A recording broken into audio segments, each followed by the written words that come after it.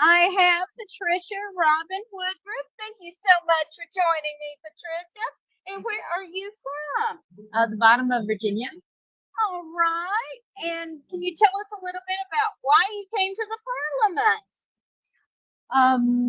I have been deeply studying the Slavic beliefs, the pre-Christian Slavic beliefs, and it's led me down to basically what would be Neolithic indigenous beliefs of the area, and I presented on Monday. Oh, I'm sorry I missed that. I was probably in line.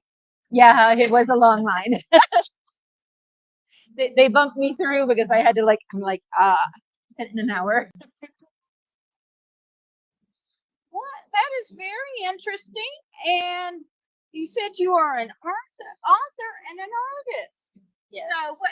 Tell us about your book. Well, books. Yeah, there's quite a few books.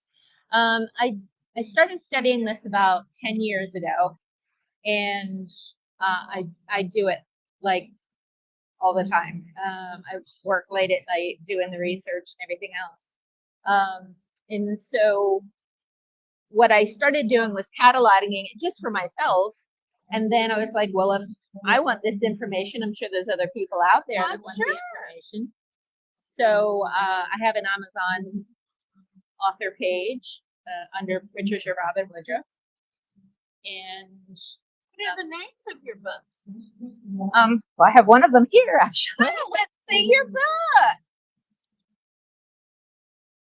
Okay, let's get this up on camera. It is Woodruff's Guide to Slavic Deities. All right. And this is actually sort of a Cliff Notes version. I'm working on a series of 10 books that are large, very large books, covering the deities, the spirits, the Wheel of the Year celebrations, and so on. So it has a lot in common with Wicca, in that although a lot of people in Slavic lands don't like to associate anything at all with Wicca, they feel like it's all made up, unfortunately, instead of well researched. And it does depend on who the practitioner is. That is true.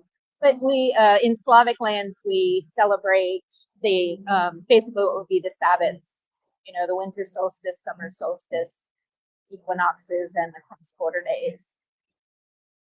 That's very interesting, and I have to say, I don't know much about the Slavic culture and deities. Not many people do. I didn't when I first started. My ancestry is Slavic. Lemko is. Is there something about the scarf you're wearing? Well, and the scarf and the embroidery, and all the embroidery.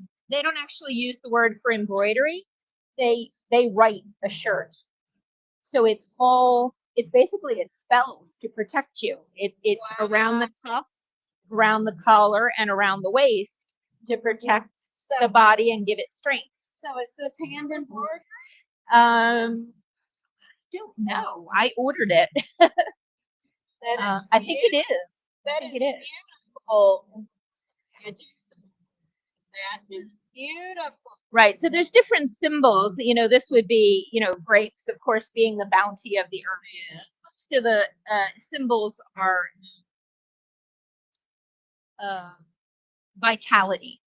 Right. Red is the color of vitality. So it's to help imbue your body with energy. That is beautiful and wonderful. I knew nothing about that. Yeah. And some people think they describe it as a pantheon of Slavic deities.